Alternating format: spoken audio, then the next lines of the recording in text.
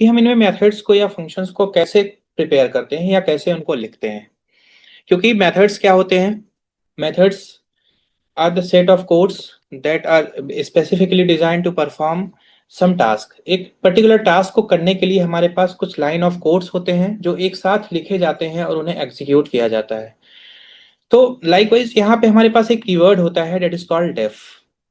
इस def keyword का use करके हम एक मेथड इसमें बनाते हैं। डेफ के बाद हम अपने मेथड का नाम लिखते हैं, जैसे कि हमने यहाँ पे लिख दिया एक्स वाई जेड, या we can write like this sum. अगर हम समीशन परफॉर्म करना चाहते हैं तो हम क्या लिखेंगे? Sum. This is the name of the function. Sum यहाँ पे फंक्शन नेम है। Def is a keyword that basically use to define the function. अब इसके अंदर हम यहाँ पे पैरामीटर्स पास करते हैं। लाइक हमने ए कॉमा बी पास कर दिया। ये पैरामीटर्स हैं, मतलब पैरामीटर्स आर लाइक इनके ऊपर हमें ऑपरेशंस परफॉर्म करना है। ए और बी के ऊपर हम ऑपरेशंस परफॉर्म करना चाह रहे हैं, तो हमें कुछ सिंटैक्स ऐसा लिखना होगा। Def is a keyword, sum is the name of the method, then we are using two parameters a and b, and then we have to place colon here. colon mandatory है। अगर आप colon use नहीं करते हो तो which means कि there is some syntactical error in this particular program। तो ऐसा लिखने के बाद में अब आपको यहाँ पे इंडेंटेशन का भी बहुत ध्यान रखना है। जब भी आप पाइथन का कोड करोगे तो indentation is very important. Indentation means कि आपको लाइंस को स्टार्ट कहाँ से करना है। अगर हम इस अपने फर्दर कोड्स को यहाँ से लिखना स्टार्ट करते हैं, लाइक हम अगर यहाँ लिख देते हैं कि c equal to a plus b, तो ये इसका पार्ट नहीं रह जाएगा, इस फंक्शन का पार्ट ये नहीं रह जाएगा, क्योंकि इसमें इंडेंटेशन के तौर पे हमें यहाँ एक टैब देना होता है।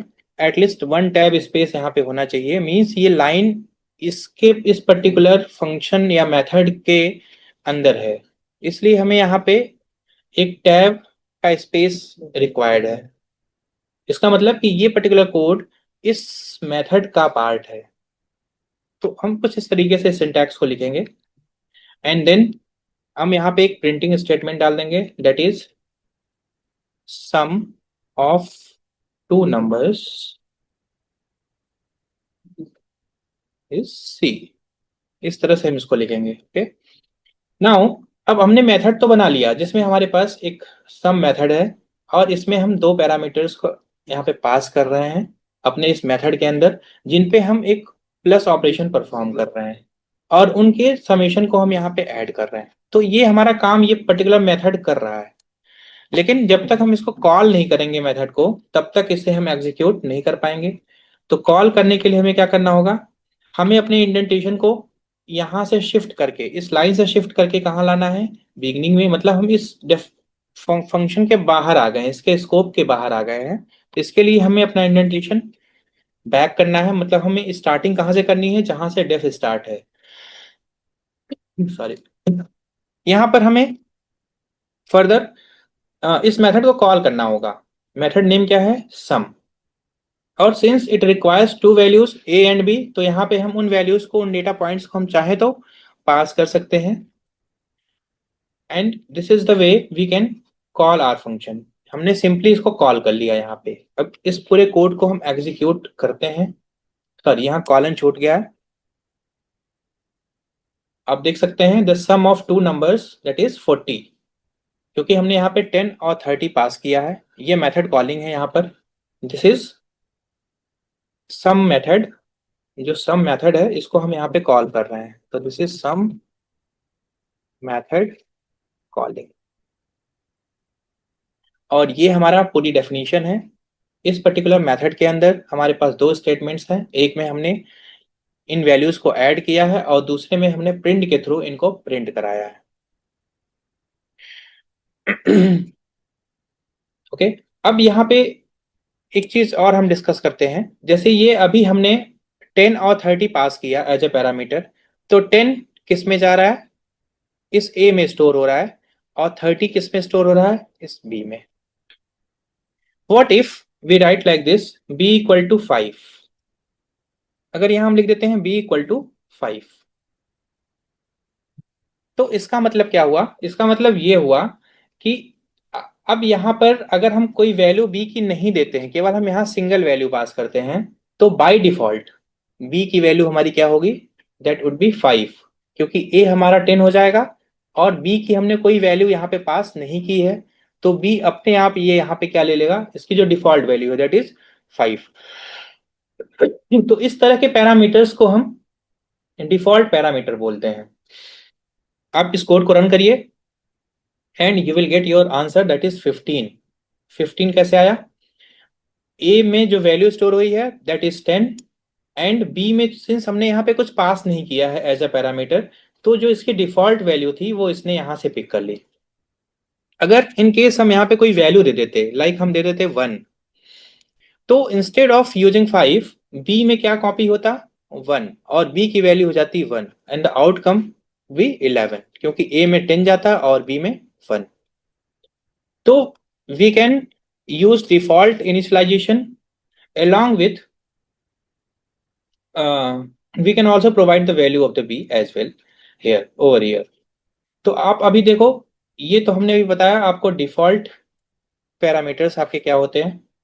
इसके अलावा अगर आपको वेरिएबल की लेंथ नहीं पता है, तो उसके लिए हम यहाँ पर सॉरी पैरामीटर्स की अगर हमें लेंथ नहीं पता है ऑलरेडी कि हमें कितने नंबर ऑफ पैरामीटर्स पास करने हैं इस मेथड में, तो उसके लिए हमारे पास जो है वेरिएबल आर्गुमेंट्स का एक ऑप्शन आता है जिसको बोलते हैं VARGS, वी आर्गुमेंट। इसको हम ऐसे कुछ लिखते हैं VARGS, sorry like this, V args, और एक एस्ट्रिक के साथ लिखते हैं। इसका मतलब ये होता है कि हमें ये नहीं पता है कि हमें कितनी वैल्यूज यहाँ पे पास करनी पड़ सकती है, like we can pass a number of data over here. ये ऑटोमेटिकली एक लिस्ट फॉर्म कर देगा VARGS जिसमें ये सारी वैल्यूज स्टोर हो जाएंगी। बट इसको रीड करने के लिए फिर हमें आइट्रेशंस परफॉर्म करने पड़ेंगे, हमें लूपिंग स्टेटमेंट्स यूज करने पड़ेंगे। जब उसके बारे में हम पढ़ लेंगे तो फिर हम ये चीजें यहाँ पे कर सकते हैं। तो अभी फिलहाल हम जो फोकस करेंगे वो हम दो चीजों पर फोकस करेंगे कि अगर हम आर्गुमेंट पास करते हैं तो हम यहाँ पे अगर डिफॉल्ट वैल्यू दे देते हैं तो वो डिफॉल्ट पिक करेगा जब तक कि हम यहाँ से कोई वैल्यू उसको प्रोवाइड नहीं करते हैं। लाइक अगर जैसे हमने प्रीवियस केस में देखा, हमने 10 और 1 पास किया अगर, और बी को हमने 5 ऑलरेडी दे रखा है, तो वो 1 को कंसीडर करेगा न कि 5 को। ये तब कंसीडर होगा 5 जब बी के करस्पॉन्डिंग कोई इनिशियलाइजेशन यहाँ पे नहीं होगा इन दैट केस। तो ये तो आपका डिफॉल्ट हो गया। दूसरा आपका है कि अगर आपने ए कॉमा बी लिखा है यहाँ पर और यहाँ पर आपने लिख दिया b equal to 10 then comma a equal to 15, आपने इसको स्पेसिफाई कर दिया, इसका ऑर्डर आपने पलट दिया, आपने बी को पहले लिखा है, आपने ए को बाद में लिखा है, बट बी में आपने स्टोर किया है 10 और ए में आपने स्टोर किया है 15। तो ये यहां से बी में क्या जाएगा, 10 जाएगा और ए में 15 ही जाएगा, क्योंकि आपने यहाँ पे इसको स्पेसिफाई कर दिया कि बी की वैल्यू हमेशा हम यहाँ जो पास कर रहे हैं वो 10 है और यहाँ ए को हमने जो पास किया है दैट इज 15। तो इन दैट केस, सॉरी, यहाँ पे हमने समेशन नहीं किया है ए प्लस बी। आप देखिए यहाँ पे ये वैल्यूज का एडिशन हो गया। ठीक, तो एक तरीका ये है आपके पैरामीटर्स को पास करने का जिसमें आप उन वेरिएबल्स के ऑर्डर तो यहाँ चेंज कर दो, इन वैल्यूज के ऑर्डर्स को चेंज कर दो, बट उसको स्पेसिफाई कर दो कि वो किस में स्टोर होगा। ठीक, तो दिस इज अनदर मेथड। तो आपने एक फंक्शन छोटा सा देखा जिसमें हमने एक फंक्शन को क्रिएट किया है जहां पे हमने दो वैल्यूज को लिया और उसको ऐड किया एंड देन उसको कॉल किया। सिमिलरली आप और भी फंक्शंस बना सकते हैं अपने पर्पस के लिए। जैसे आप डे टू डे आप चेक कर सकते हो कि कोई नंबर आपका गिवन नंबर जो है वो प्राइम नंबर है या नहीं है, या वो इवन नंबर है या नहीं है। तो उसके लिए हम क्या करेंगे, उसके लिए अगेन हम एक मेथड बनाएंगे कि इज प्राइम, कि वो या इज इवन, वो हमारा जो नंबर है वो इवन है या नहीं है। हमने एक नेम लिया, ये नेम आप कुछ भी ले सकते हो एज पर योर इंटरेस्ट, आप इसमें कुछ भी चूज कर सकते हो। अब इसमें हमें एक वैल्यू एंटर करानी है जिसको हम चेक करेंगे कि वो हमारा जो नंबर है वो इवन है या ऑड है। तो इसके लिए हमें यहाँ पे एक कंडीशनल स्टेटमेंट लिखना होगा, दैट इज कॉल्ड इफ। ठीक, अगर हम किसी भी नंबर को डिवाइड करते हैं 2 से और उसका रिमाइंडर अगर 0 आ जाता है, this is the sign of modulus. ये यहाँ पे मॉड्यूल का साइन है जो कि रिमाइंडर को बताता है। देयर आर टू थिंग, यहाँ पे अगर हम ऐसा कुछ लिखते हैं ए डिवाइडेड बाई बी, तो ये बताता है आपके क्वोशिएंट को, मतलब एक डिविडेंड है और एक आपका एक डिवीजर है और एक आपका डिविडेंड है। तो इसका जो आउटकम आएगा दैट इज योर क्वोशिएंट, वो ये बताएगा। बट अगर आप लिखते हो ए मॉड्यूलस बी, तो ये रिमाइंडर आपको बताता है। ठीक, अगर हम लेते हैं 5/2, तो ये देगा 2.5। लेकिन अगर हम यहाँ करते हैं a मॉड्यूलस b मीन्स 5/2, तो इसका आउटकम आएगा 1, क्योंकि इस केस में रिमाइंडर क्या आएगा हमारा, दैट इज 1। तो ये ऑपरेटर रिमाइंडर को कैलकुलेट करता है, जिसको हम बोलते हैं शेषफल हिंदी में। तो अगर किसी भी नंबर को हम 2 से डिवाइड करते हैं और उसका रिमाइंडर निकालते हैं, अगर रिमाइंडर नहीं बचा, विच मीन्स कि वो नंबर आपका कैसा है, विच मीन्स कि x इज, जो हमारा नंबर है, the number is even, number is even, else otherwise क्या होगा, print the number is odd.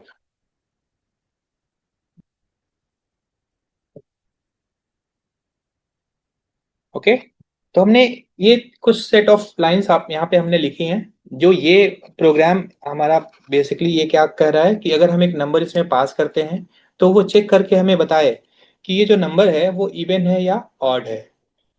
तो ये पूरा मेथड उसके लिए स्पेसिफिकली डिजाइन किया गया है। अब इसकी कॉलिंग हम करेंगे तभी ये वर्क करेगा। कॉलिंग करने के लिए हमें क्या करना है, केवल इसके नेम को लिखना है, देन इसके पैरेंथेसिस को ओपन एंड क्लोज कर लेना है, और x की जगह जो भी नंबर हम पास करेंगे, लाइक अगर हम 7 पास करते हैं, 7 क्या है, एक ऑड नंबर है। तो इसका आउटकम क्या आना चाहिए, दिस नंबर इज ऑड। इसको एक बार एग्जीक्यूट कर लेते हैं कोड को। यहाँ पे हम मेथड कॉलिंग कर रहे हैं अगेन।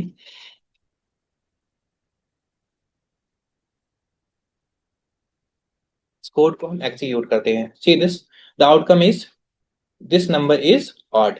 लेकिन अगर इसी 7 की जगह हम यहाँ पे 6 एज ए पैरामीटर पास करते हैं, तो आउटकम क्या आना चाहिए, दिस नंबर इज इवन। हो क्या रहा है एग्जैक्टली इसमें, ये 6 कॉपी हो रहा है इस x में, और फिर इस x के ऊपर ये ऑपरेट हो रही कंडीशन। तो 6 मॉड्यूलस 2, क्योंकि ये इवन नंबर है, तो जब इसको डिवाइड करेंगे तो रिमाइंडर हमारा आएगा 0। तो 0 और 0 कंपेयर होके यहाँ रिटर्न हो रहा है ट्रू, क्योंकि ये डबल इक्वल टू और इक्वल टू दो चीजें हमें और आपसे डिस्कस करनी है यहाँ पे। डबल इक्वल टू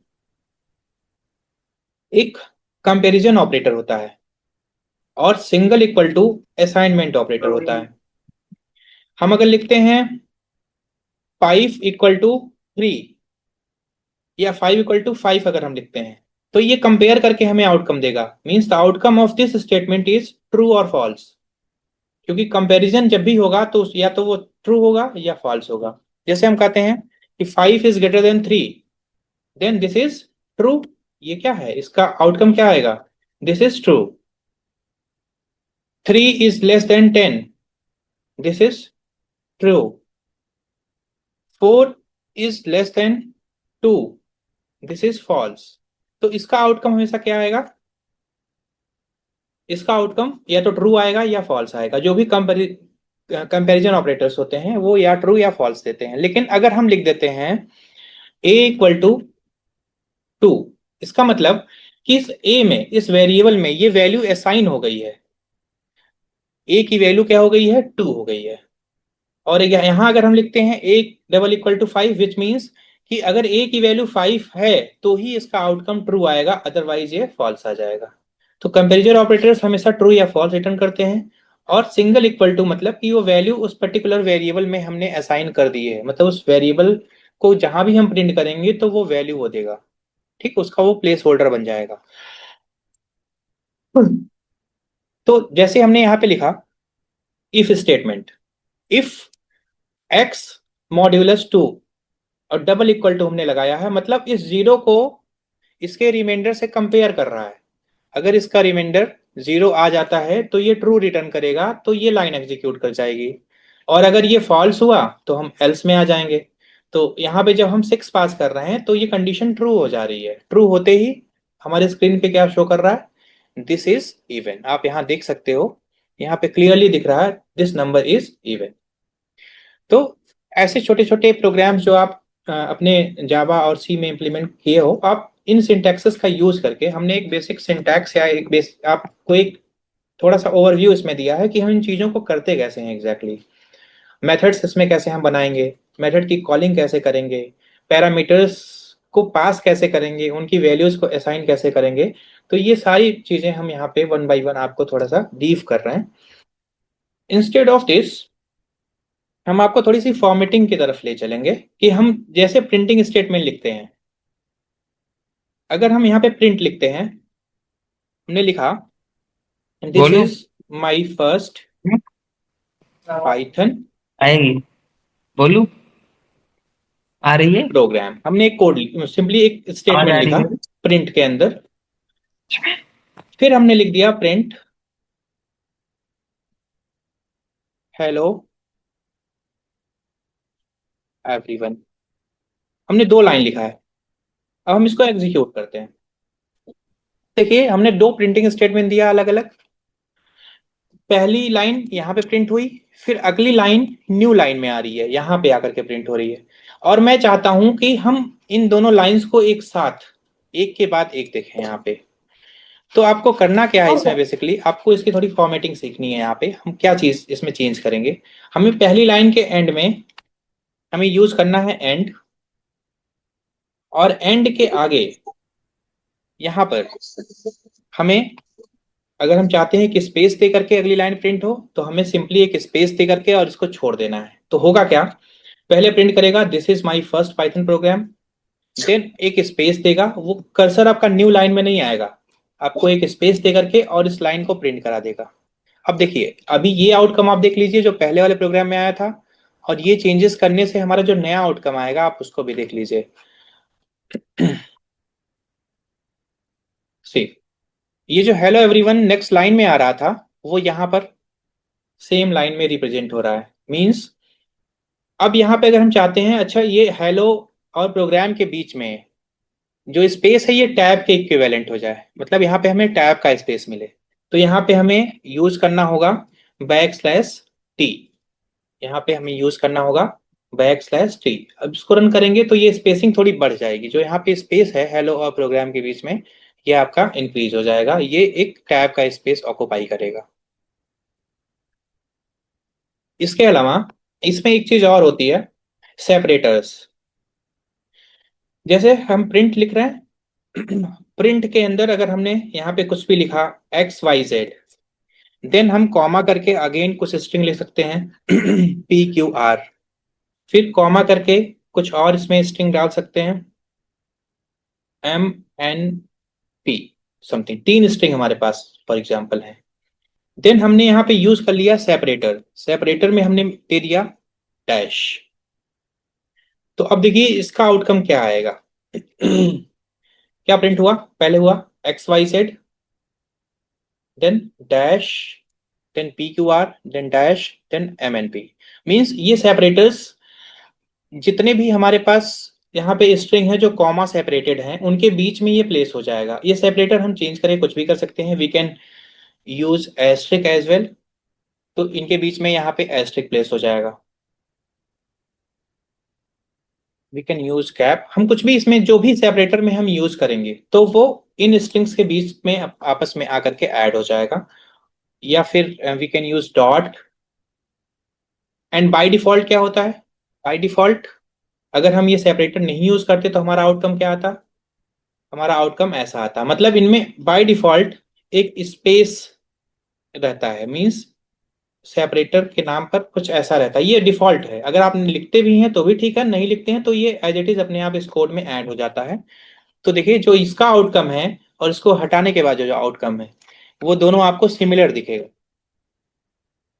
ठीक। तो separators are basically use for the formatting the string, कि आपको किस फॉर्मेट में चीजों को देखना है उसके लिए हम इसका यूज करते हैं। सॉरी, सेपरेटर इक्वल टू, आप एस्टिक लगाना चाहते हो, आप दो एस्टिक लगाना चाहते हो तो आप दो लगा लो। ठीक है। तो इस तरह से ये सेपरेटर्स वर्क करते हैं। और अगर हमें अपने दो स्टेटमेंट के बीच में न्यू लाइन नहीं लानी है, हम चाहते हैं कि अगली लाइन नए सिरे से स्टार्ट ना हो, तो उसके लिए हमें एंड में या तो स्पेस देना है या फिर हमें टैब स्पेस देना है, या हम जो भी चाहें उस तरह की चीजें यहाँ पे मेंशन कर सकते हैं। Okay, someone has asked about 5 equal to 5। अगर हम इसमें एक स्टेटमेंट लिखते हैं 5 equal to 5 in this case, तो ये एरर कंडीशन यहाँ पे होगी, क्योंकि किसी भी इंटीजर वैल्यू में देखिए दो चीजें होती हैं, वेरिएबल्स और लिटरल्स। ठीक है, अगर हम बात करें तो there are two things, variables and literals. और हर एक वैल्यू का एक लेफ्ट साइड होता है और एक उसकी राइट वैल्यू होती है, मींस एल वैल्यू और आर वैल्यू। तो अगर हम 5 इक्वल टू 5 लिखते हैं, किसी ने पूछा है कि 5 इक्वल टू 5 क्या है, तो अगर हम कुछ ऐसा लिख करके और इसको हम एग्जीक्यूट करते हैं तो आप क्लियरली देख सकते हो क्या लिखा है, can not assign to literal here, may be you mean. अगर हम 5 इक्वल टू 5 करते हैं दिस इज फाइन, क्योंकि हम दो वैल्यू को कंपेयर कर सकते हैं। देखिए 5 equal to 5 double equal to 5, here we are going to perform comparison operator, तो ये ट्रू आएगा। But once we try to write 5 equal to 5, then it will generate an error, क्योंकि कभी भी किसी लिटरल में फिर से हम एक लिटरल को स्टोर नहीं कर सकते। ठीक है, दिस इज नॉट पॉसिबल। उसके लिए हमें यहाँ पे लेफ्ट साइड में एक वेरिएबल का होना आवश्यक है, बिना वेरिएबल के हम ये काम नहीं कर सकते। Okay, hope you understand it. जिसने भी पूछा है उसको क्लियर हो गया होगा। ओके, फिर इसमें हमने दो चीजें देखी, एक तो एंड का यूज और एक सेपरेटर हम कैसे इसमें यूज करते हैं। इसके अलावा हम फॉर्मेटिंग का यूज करते हैं। ठीक है, फॉर्मेट का यूज करते हैं। जैसे अब देखिए प्रिंटिंग स्टेटमेंट को हम लिखते कितने तरीके से हैं, इसको आपको समझने की बहुत आवश्यकता है। कहाँ पे हम अपने वेरिएबल्स को प्रिंट करना है तो कहाँ पे हम उसमें सिंटैक्सेस प्लेस करेंगे। जैसे हमारे पास लेट से एक वेरिएबल है 20, अब हमें यहाँ पे इसको कुछ ऐसा लिखना है, the value of A is, A की वैल्यू क्या है, तो कॉमा करके फिर हम ए यहाँ लिखेंगे। एक तरीका ये है लिखने का। ठीक है, क्योंकि ये हमारा पोर्शन स्ट्रिंग का है और ये पोर्शन हमारा क्या है, वेरिएबल है। तो इन दोनों चीजों के बीच में कॉमा सेपरेटर की तरह काम करेगा, क्योंकि अगर हम कॉमा नहीं लगाएंगे तो ये चीजें आपस में जो है प्रिंट होके नहीं आएंगी, हमारे पास एक सिंटैक्टिकल एरर ये शो करेगा।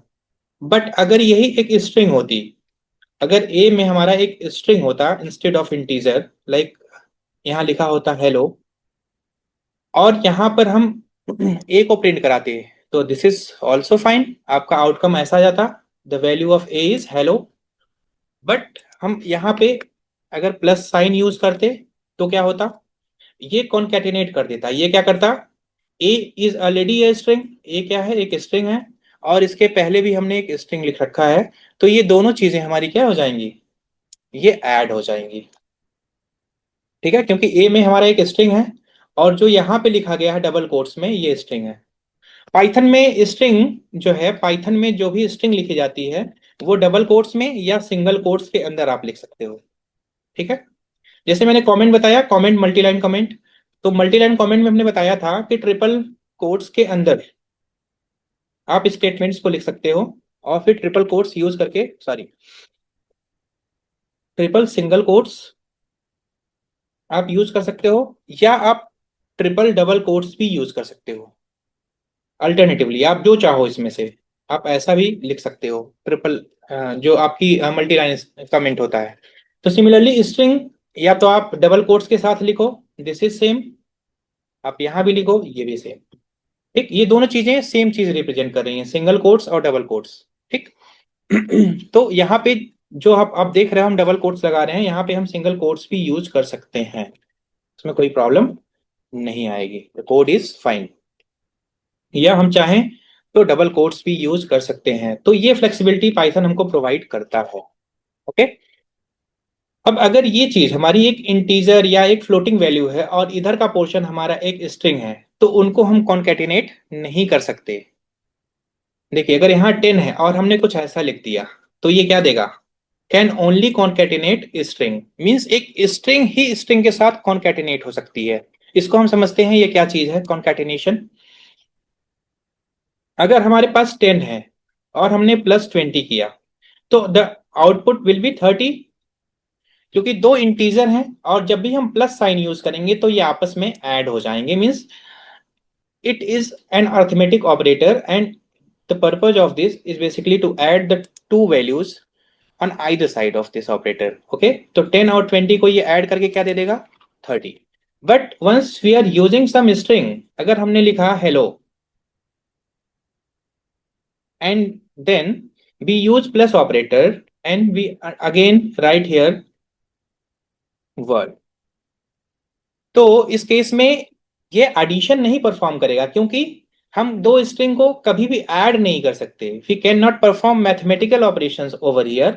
तो here the plus will basically concatenate these two strings, plus क्या करेगा, इसको कॉन्कैटिनेट कर देगा। ठीक, कॉन्कैटिनेशन मतलब इसको सिंपली ऐड कर देगा, ऐसे लिखेगा हेलो एंड देन वर्ल्ड, इस तरह से इसको लिख देगा साइड बाय साइड। ठीक, तो ये दोनों में डिफरेंस है। अब आप कहोगे कि हम ऐसा भी लिख सकते हैं, we can also write like this, कि हम यहाँ पे हेलो लिख दें, देन प्लस करके हम यहाँ पे 30 लिख दें। तो this thing is also not possible, ये पॉसिबल ही नहीं है, क्योंकि कभी भी आप किसी स्ट्रिंग में किसी इंटीजर को ऐड नहीं कर सकते, न तो आप ये कॉन्केटिनेशन यहाँ पे होगा और न ही आपका कोई अरिथमेटिक ऑपरेशन होगा। This is totally a error condition, यहाँ पे आपका कोड जो है एक एरर जनरेट करेगा। ठीक है, होपफुली ये चीजें आपको थोड़ी क्लियर हो गई होंगी। तो मैं बता रहा था कि इसको हम कितने तरीके से लिख सकते हैं इस प्रिंटिंग स्टेटमेंट को। तो पहला, अगर हमारे पास दो तरह के डेटा हैं, एक स्ट्रिंग है और कुछ वेरिएबल्स हैं, तो वेरिएबल्स अगर हैं तो उनको हम कॉमा कॉमा करके हम लिख पाएंगे। अगर स्ट्रिंग ही है तो उसमें हम प्लस भी लगा सकते हैं और कॉमा करके भी उसको हम दे सकते हैं। ठीक है, तो स्ट्रिंग के केस में अगर हमारे पास दो स्ट्रिंग प्रिंट करनी है और दोनों को हमें ऐड करना है, तो हमारे पास दोनों ऑप्शंस हैं, या तो हम कॉमा करके उन स्ट्रिंग्स को यहाँ पे मेंशन कर दें, जो दूसरी स्ट्रिंग है, the value of A is, कुछ भी हम यहाँ पे प्रिंट करना चाहते हैं, तो this code is also fine. या हम चाहें स्ट्रिंग के केस में, तो यहाँ पे इसको हटा करके और यहाँ पे हम प्लस भी दे सकते हैं। But this thing is not possible if we are having two different types of statements here, means एक स्ट्रिंग है और एक कोई वेरिएबल है सिंपल, जिसमें कोई वैल्यू स्टोर है, तो उस केस में हमें यहाँ कॉमा से सेपरेट करना मैंडेटरी है। ठीक, ये कंफ्यूजन होता है लोगों को कि हम कैसे इन चीजों को करेंगे, तो इसलिए मुझे थोड़ा सा इसको ब्रीफ करना पड़ा। ठीक है, आप होपफुली समझ गए होंगे इन चीजों को। ठीक है, दिस थिंग इज फाइन। क्या हुआ, the value of A is, हमने जो आगे लिखा स्ट्रिंग वो बेसिकली यहाँ पे प्रिंट हो गई। ओके। ओके, मैं एक चीज और थोड़ा सा आपसे डिस्कस करूंगा, उसके बाद फिर हम क्वेश्चनेयर की तरफ बढ़ेंगे, आपको कोई क्वेरी होगी तो यू कैन आस्क। ठीक है, तो एक इसमें एक चीज और है जो मैं आपको थोड़ा बताना चाहूंगा। जैसे अगर हम प्रिंट स्टेटमेंट यूज कर रहे हैं और हमारे पास ढेर सारे डेटा हैं जो कि इसमें फिल करने हैं मुझे, जैसे मैं लिखता हूं a equal to 10, b equal to, suppose मेरा नेम है, let's say it's Raju, c equal to, blood group में भी ले सकते हैं, लाइक ओ, या ए बी ब्लड ग्रुप है। तो मान लेते हैं ये हमारे पास कुछ वेरिएबल्स हैं और ये कुछ डेटा है। अब देखिए ये हमारा इंटीजर है, ये स्ट्रिंग है, सी इज ऑल्सो आई स्ट्रिंग। इन तीनों चीजों को हमें इसमें प्लेस करना है। एक कॉमन फॉर्मेट है, हम यहाँ पे लिखे हुए हैं like my age is, my age is, then हमारे पास यहाँ पे अ, एक तरह से ब्लैंक स्पेस है, you can say, and then फिर आपने लिखा है my name is, blank space है, देन आपने लिखा है and my blood group is this. ठीक, इनमें हमें फिलिंग करनी है डेटा की। तो या तो हम क्या करें, यहाँ पे इन वेरिएबल्स को यूज करें और उनमें यहाँ पे हम प्लेस होल्डर्स प्लेस करके इनको लिखें, या हमारे पास एक सिंपल सा चीज है जिसको हम यूज कर सकते हैं इन काम टास्क के लिए। हम यहाँ पे फॉर्मेट यूज कर सकते हैं। फॉर्मेट, फॉर्मेट एक मेथड है बेसिकली जिसके थ्रू हम ये काम करते हैं। हमें सिंपली क्या करना है, curly bracket open and close, ये तीन जगह हैं जिन्हें हमें फिल करनी है इन डेटा से। ठीक, अब यहाँ पे हमारा क्या आएगा, ए आएगा, यहाँ पे क्या आएगा बी, और यहाँ पे क्या आएगा सी। तो यहाँ हम लिखेंगे डॉट फॉर्मेट एंड देन इसके अंदर जिस ऑर्डर में ये वैल्यूज आनी है उस ऑर्डर में हम इनको यहाँ पे लिख लेंगे। लाइक यहाँ पे एज की वैल्यू आनी है, दैट इज ए, तो इस फॉर्मेट के अंदर हम लिखेंगे ए, देन हम लिखेंगे, फिर नेम आना है तो हम लिखेंगे बी, एंड देन क्या आनी है यहाँ पे blood group, that is A B. तो इस तरह से हम इन तीनों डेटा को इसी ऑर्डर में इसमें प्रोवाइड कर दिए और ये हमारा पूरा स्टेटमेंट जो है इस तरह से फिल हो गया। See this, my age is 10, my name is Raju and my blood group is A B. तो this is a formatted string आप कह सकते हो, जिसमें हमने फॉर्मेटिंग की है और इसमें हमने एक ऑर्डर में इन वैल्यूज को प्लेस कर दिया। अच्छा, इसके अलावा अगर हम चाहते हैं कि यहाँ पे ऑर्डर हमारा हो बी, ए और सी, और हम यहाँ पे डेटा करेक्ट ऑर्डर में भरना चाहते हैं, तो आप यहाँ पे देखो बी जो है 0 पोजीशन पे होता है, ए का पोजीशन 1 है एंड सी का पोजीशन 2 है। अब ए का पोजीशन है 1, तो अगर आप एज यहाँ लिख रहे हो तो यहाँ पे आप डाल दो सिंपली 1। बी का पोजीशन है 0, बी क्या बताता है नाम, तो नाम यहाँ पे हमें लिखना है इसका, तो यहाँ पे हम पोजीशन डालेंगे 0। फिर सी क्या रिफ्लेक्ट कर रहा है, डेट इज ब्लड ग्रुप, इसका पोजीशन इसमें क्या है 0 1 2, सी का पोजीशन है 2, तो यहाँ पे आप पोजिशनल वैल्यू इसकी दे सकते हो जिसके थ्रू ये आउटकम आपका फिर से सेम हो जाएगा। Even though we are changing the order over here, but हमारा जो आउटकम है इसमें कोई परिवर्तन नहीं हुआ, कोई चेंज आप नहीं देख रहे हो, क्योंकि हमने इसकी जो प्लेस वैल्यू है, इसकी जो इंडेक्सेस है उसको यूज कर लिया कि ये वाला डेटा 0 इंडेक्स पे है तो ये कहाँ आना चाहिए यहाँ पे, ये वाला डेटा फर्स्ट इंडेक्स पे है तो ये कहाँ आना चाहिए यहाँ पे, ये वाला सेकंड इंडेक्स पे है तो ये कहाँ आना चाहिए इस जगह पे। तो अकॉर्डिंगली हमने इस डेटा के अकॉर्डिंग यहाँ पे इंडेक्सिंग कर दी, तो इस ऑर्डर में भी हमें ये डेटा मिल गया। ठीक है, तो ये आपका है फॉर्मेट जिसके थ्रू हम ये काम करते हैं। तो कुछ चीजें हमने आज डिस्कस करी इसमें, फर्दर लेक्चर्स में फिर आगे और चीजें देखेंगे कि कैसे इसको क्या करना है। अगर किसी को कोई प्रॉब्लम है अभी तक जो भी हमने बताया या कोई क्वेरी है तो आप फ्रिक्वेंटली मुझसे पूछ सकते हैं। ठीक है, anybody.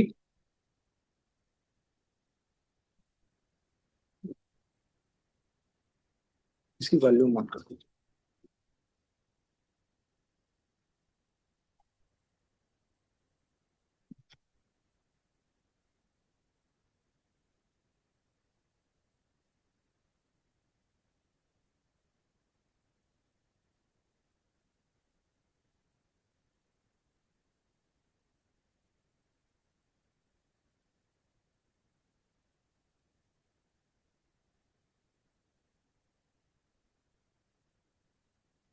Hello everyone,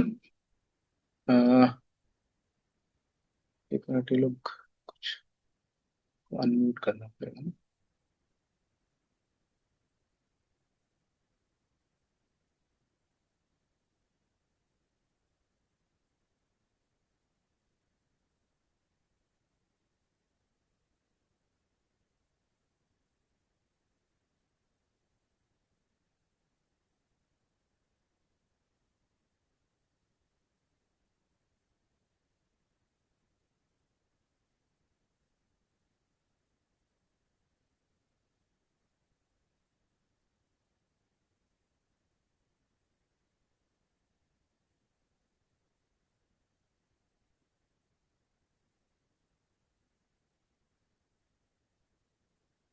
hello everyone, आप सभी तक मेरी आवाज आ रही है?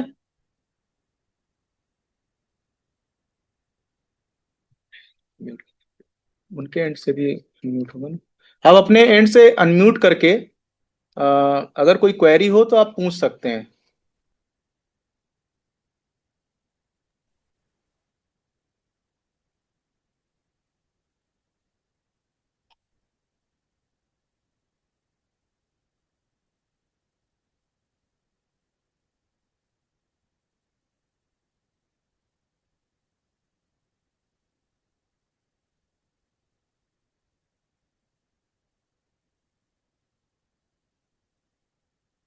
आप अपने एंड से अनम्यूट करके बच्चों के अगर कोई क्वेश्चंस हो, छात्रों के क्वेश्चंस हो तो आप पूछ सकते हैं वहां से। अभी सर बैठे हुए हैं।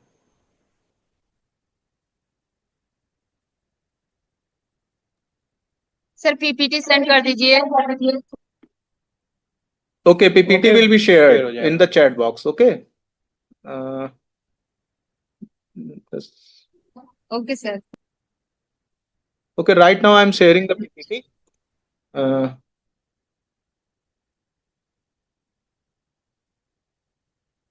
सेंड करो। Okay, the PPT is shared in the chat box. Please find it there. Any other query, questions regarding the previous session? An ongoing session.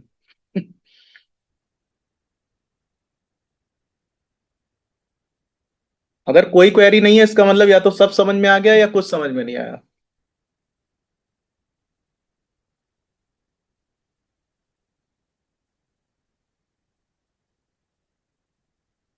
Chhatrapati Sahu ji Maharaj polytechnic से काफी बच्चे दिख रहे हैं। एमएमआईटी हाथरस से काफी बच्चे दिख रहे हैं।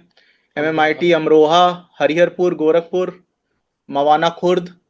सो आपके यहाँ सभी बच्चों को सब कुछ समझ में आ गया क्या?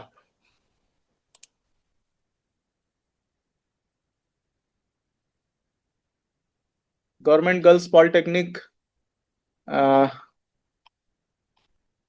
अगर कोई क्वेरी हो तो प्लीज पूछ लीजिए, otherwise we will wind up this session.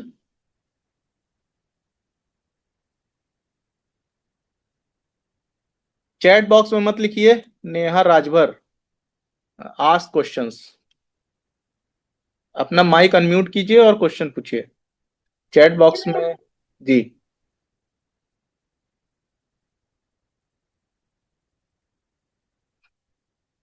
Okay. MMIT Hariharpur all clear.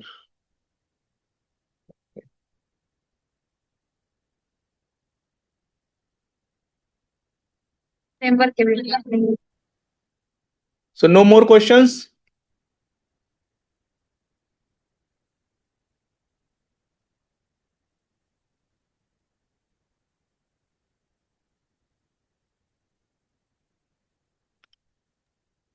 Sir Python के प्रोजेक्ट में फ्रेमवर्क यूज करने। फिर से बताइए क्या कह रही हैं। हेलो, अपना परिचय दीजिए, बताइए क्या कह रही हैं। सर पाइथन के प्रोजेक्ट में फ्रेमवर्क यूज करना जरूरी है।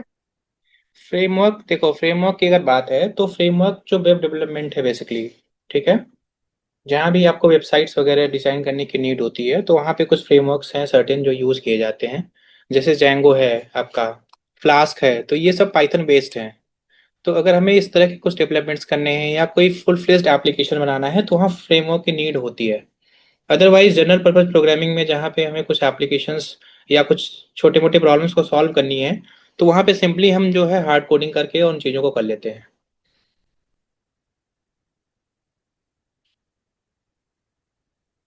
तो सबसे पहले जरूरी ये है कि आपको बेसिक्स क्लियर हो, पाइथन के प्रोग्राम्स करते कैसे हैं, सिंटैक्सेस क्या होते हैं, उनको लिखा कैसे जाता है।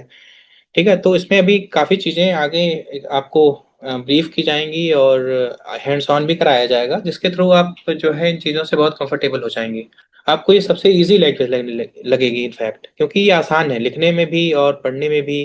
सारी चीज़ों में इसकी रीडेबिलिटी बहुत अच्छी है और इसकी जो लाइब्रेरी है बहुत रिच है, इसके थ्रू आप ढेर सारे टास्क परफॉर्म कर सकते हो। बहुत इजी गोइंग मैनर में। तो वो सारी चीजें 1 by 1 आपको ब्रीफ किया जाएगा।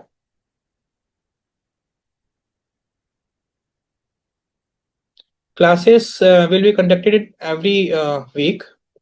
ठीक है, हर एक सप्ताह के एंड में जो है प्लान होंगी, और ऑनगोइंग सेशंस इसमें चलते रहेंगे ऐसे आगे। एक्चुअली प्रति सप्ताह, एवरी वीक, और विल ट्राई फॉर फ्राइडे। अगर फ्राइडे को नहीं होता है, इन केस फ्राइडे को छुट्टी है, लीव है, then some other working day, most probably Thursday. तो हर वीक में आपके लेक्चर्स होने हैं, सेम टॉपिक पर होने ऐसा जरूरी नहीं है। बेसिकली आपका इंट्रोडक्शन करा दिया गया है पाइथन से, पाइथन के टूल सर ने बता दिए कहाँ से आप क्योंकि कोड कर सकते हैं। कोड कर सकते हैं, क्योंकि ऑनलाइन लेक्चर्स ये तो सिलेबस जितने हैं आपके सब पूरे सेमेस्टर के हैं। सो हमारा प्रयास ये है कि आपके पास एक इंट्रोडक्शन हो जाए, टूल्स का प्रयोग कैसे करना है, यूटिलिटी कैसे उसकी है, वो सारी यूटिलिटी को आप जान जाइए, एप्लीकेशंस को जान जाइए, और एक हल्का सा ब्रीफ इंट्रोडक्शन आपको मिल जाए, और लगभग काफ़ी चीज़ें ऐसी कवर हो जाएं कि आप हैंड्स ऑन करने के लिए रेडी हो जाएं, कि आप जब वहां करें तो आपको ये दिक्कत ना हो कि हम पहला प्रोग्राम कैसे लिखें, हम टूल कहाँ से इंस्टॉल करें, हम कैसे जो है रन कराएं, कंपाइल कराएं, है ना। सो एक्चुअली इसमें एक सेशन और होना चाहिए कि आप एरर कैसे रेक्टिफिकेशन कैसे करेंगे, लॉग फाइल्स कैसे पढ़ेंगे उसकी, जो भी कंपाइलर आप यूज कर रहे हैं। सो वो सारी चीजें भी हम लोग प्रयास करेंगे कि अगले सेशन से वो सारी चीजें भी हों, क्योंकि राइटिंग अ कोड उससे ज्यादा ये दिक्कत की बात होती है कि आप उसका एरर कैसे पकड़ेंगे। आपके पास उतना यूजली शुरू में तो आप लॉग फाइल और इन सब चीजों के थ्रू ही एरर पकड़ते हैं, बाद में जब आपका एक्सपीरियंस हो जाता है तो आप फिर भी थोड़ा बहुत पढ़ के ही आपको समझ में आ जाता है कैसे एरर पकड़ना है। उसके लिए आपको एकदम बेसिक्स क्लियर होना चाहिए कि हम सिंटैक्सेस एग्जैक्टली लिखते किस मैनर में है, उसका फ्लो क्या होना चाहिए, कहाँ पे हमें सेमीकोलन, खैर सेमीकोलन का इसमें कोई इशू नहीं है, कहाँ पे हमें इंडेंटेशन कैसा मेंटेन करना है, वो भी एक बहुत मेजर यहाँ कंसर्न होता है।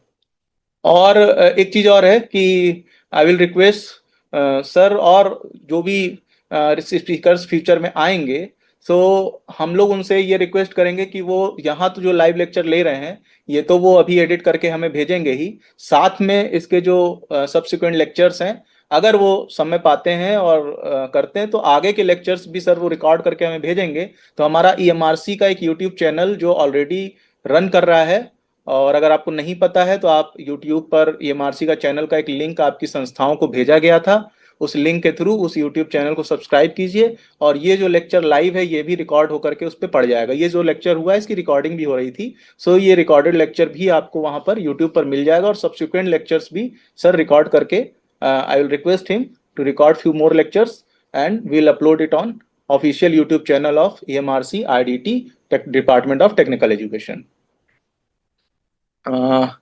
one more thing,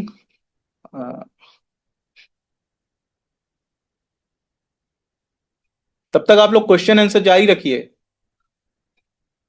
जितना मैंने बताया, अगर कोई इशू हो इसमें तो आप you can frankly ask to me.